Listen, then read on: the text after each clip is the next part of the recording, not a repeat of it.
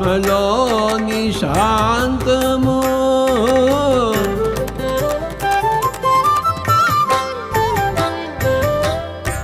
ఆత్మలోని అభయము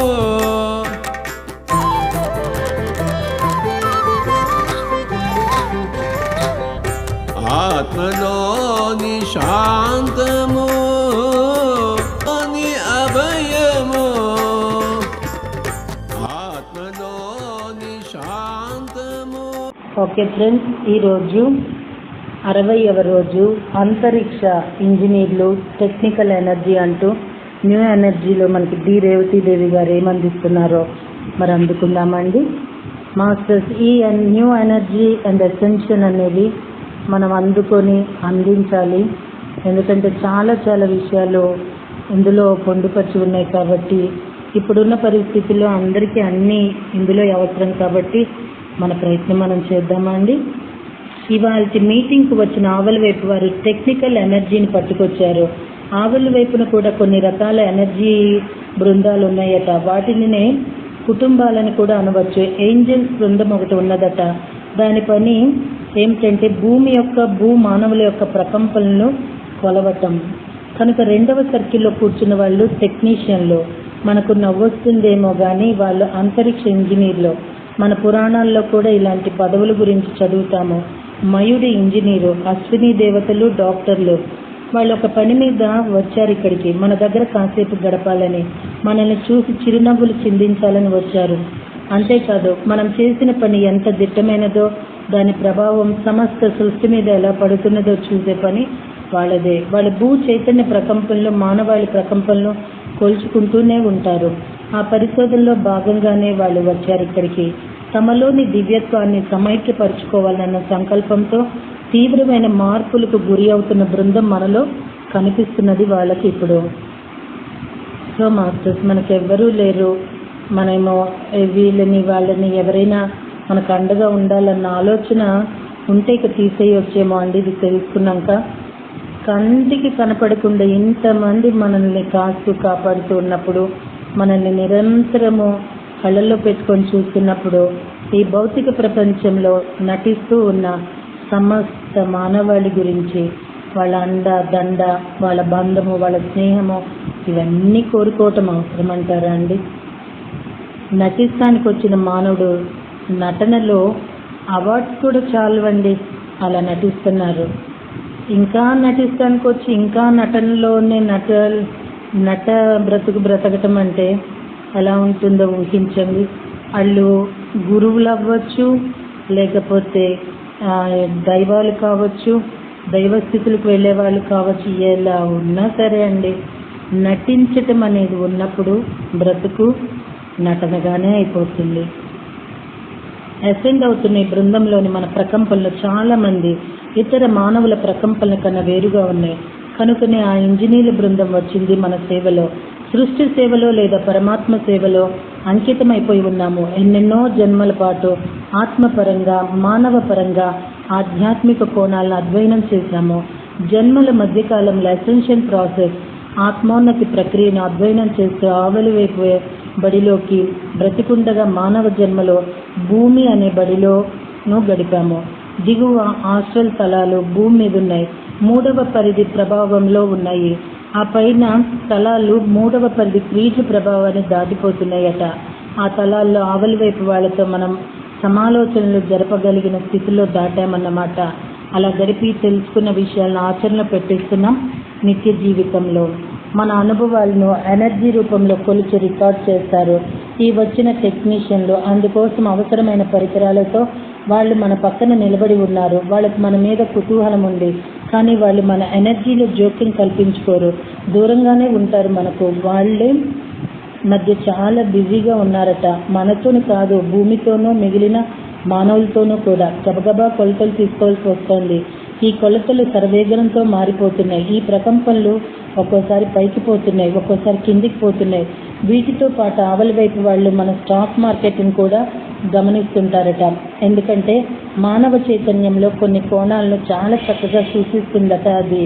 ప్రకంపనలు విపరీతంగా మారిపోతున్నాయి. నెమ్మదిగా తిరగటం మొదలుపెట్టిన చక్రం అంతకంతకీ వేగం పుంజుకుంటే ఎలా ఆ చక్రం అంచుల లోపలనున్న డిజైన్ మారిపోతుంటుందో అలా క్షణక్షణానికి మారిపోతున్నాయట మన ప్రకంపనలో.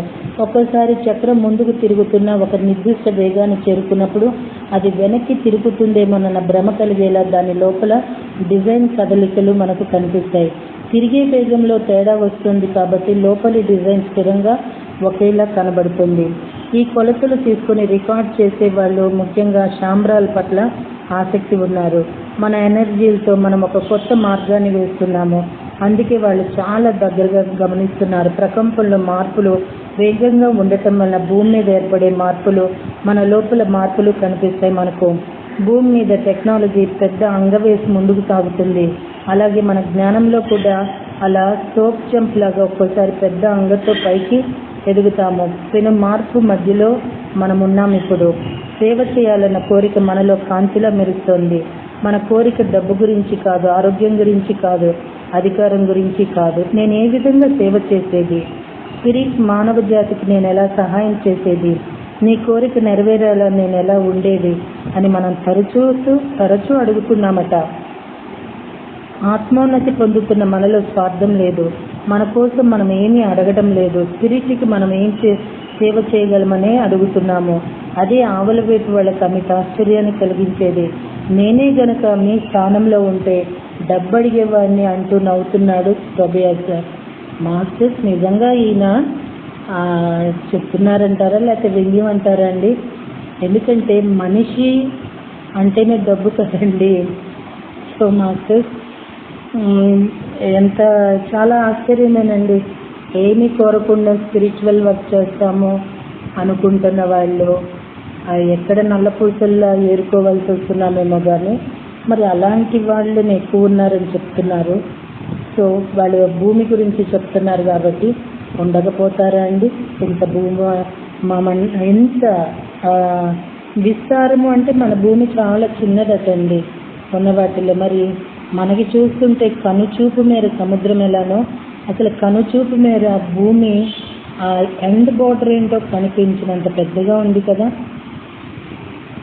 ఓకే మాస్టర్, మనిషి ఈ దశకు వచ్చాడంటే ఆ మనిషిలో నిజంగా జ్ఞానం ఏర్పడినట్లే, మనం సరైన మార్గంలో ఉన్నట్లే. నిజమేనండి, వాళ్ళు చెప్పినట్లుగా డబ్బు కాకుండా వాళ్ళు ఆనందించే విధంగా కనుక ఈ మానవాళి ఉంటే అంతకు మించి ఇంకొక ఆస్తులు ఏం వద్దు మాస్టర్. మరి వీళ్ళు చెప్తున్నట్లుగా ఇప్పుడు లాక్డౌన్ స్థితిలో ఉన్నారు అంటే మరి దీని గురించి మనము ఎలా అర్థం చేసుకోవాలంటారు? ఆ దశకు వచ్చాక పతనమైపోతామని భయపడాల్సిన అవసరం లేదు, తిరోగమనిస్తామని భయపడిన అవసరం లేదు. పాత పద్ధతుల్లోకి తిరిగి వెళ్ళము. ప్రేమ ప్రకంపన, సేవ ప్రకంపన చాలా బలంగా ఉన్నాయి మనలో. మనం భూమి మీదకి వచ్చిన పని నెరవేరింది. అందుకే కొలతలు తీసుకుంటున్నారు అంతరిక్ష ఇంజనీర్ల బృందం. అయితే ఒకటండి, ఇక్కడ మనం ఎంత ఆధ్యాత్మిక స్థితుల్లో ఉన్నా కొన్ని గుణాలు అనేవి ప్రస్ఫుటం అవుతూనే ఉంటాయి. ఎలా అంటే భూతద్దంలో పెట్టి చూడక్కర్లా, అలా చూస్తే చాలండి చాలా గుణాలు ఎక్కువ. ఫస్ట్ చూడంగానే గుణాలే కనిపిస్తూ ఉంటాయి.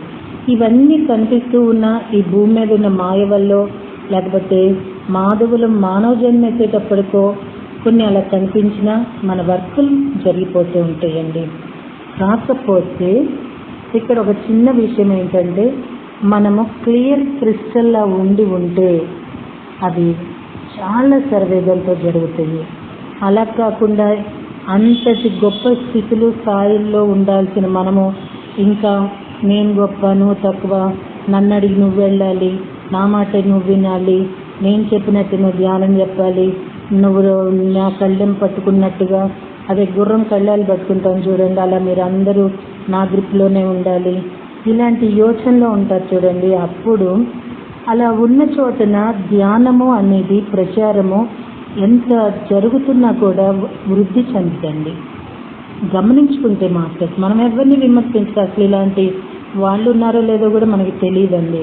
అక్కడ ఎలా ఉంటుందంటే ఆకాశాన్ని అంటే అభివృద్ధి చెందినా కూడా ఒక బెలూన్ ఊదినప్పుడు మనము అది ఎట్లాగా గాలి ఆపేసి ఎలా తుస్సుమంటదో అలా తుస్సుమంటానికి కారణం మాకెందుకోనండి, ఇంత గొప్పగా చేశాము, ఇప్పుడు ఎవరు రావట్లా, 10 మందే వస్తున్నారు, ఎందుకో ఇంకా కొత్త వాళ్ళు రావట్లేదంటే అది మన ఆలోచన విధానాలు, మన భావనలు.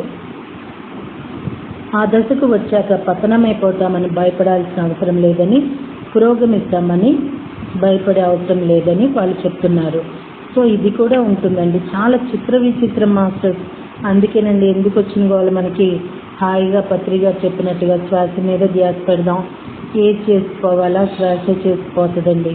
చిన్న పిల్లలు అమాయకంగా ఆడుకుంటూ వాళ్ళకి టైంకి ఫుడ్ ఆలోచన ఉండదు, ఏ ఆలోచనలు ఉండవు, ఎందుకంటే చూసుకునే అమ్మా నాన్న ఉంటారు.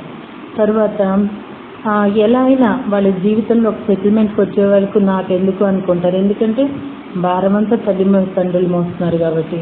సో మనం కూడా అంతేనండి. శ్వాస ఒక తల్లి తండ్రి అనుకుందామో, మనం భారం మోసేదనుకుందామో, మన బాధ్యత అనుకుందామో, ఏమనుకున్నా కూడా ఒక్క శ్వాస మీద ధ్యాస పెడితే చాలు.